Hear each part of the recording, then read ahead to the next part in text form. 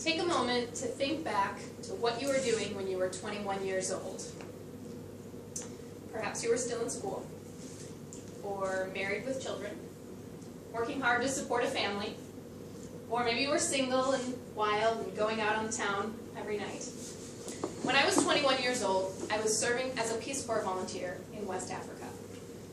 I would walk to school 2 miles over rocky mountain roads, cross stone bridges over flowing rivers decorated with lily pads, to arrive at my school, which was a simple cinder block building with a tin roof out in the woods in the country of Guinea.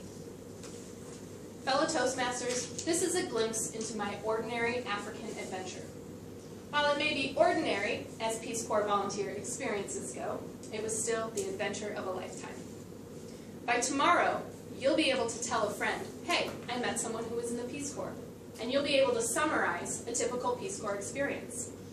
You'll also get to know a bit more about me personally and about my specific assignment.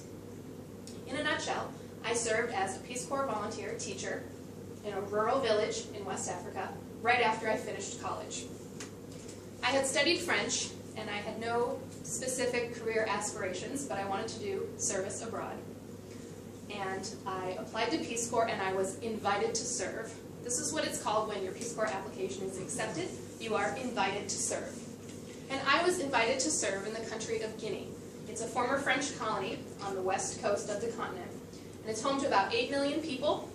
It's rich in minerals such as diamonds and bauxite, and it has 4 distinct natural regions. It has a tropical coastal region, a mountainous region that's full of rivers and waterfalls.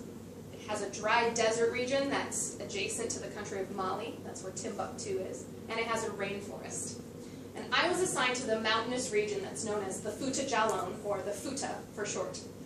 This is where the ethnic tribe of the Fulani people live, and their language is called Fula, or Pular.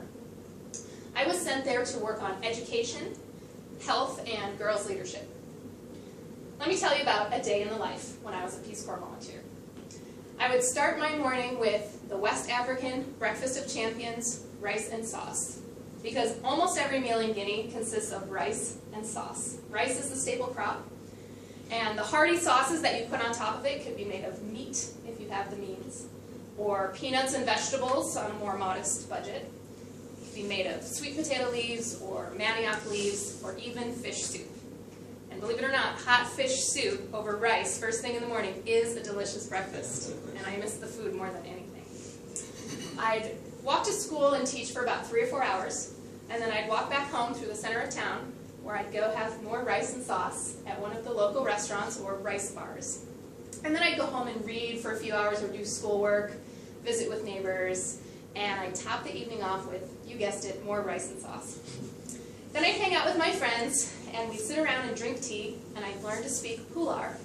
And it was an elaborate tea ceremony that consisted of several rounds of conversation and a lot of caffeine.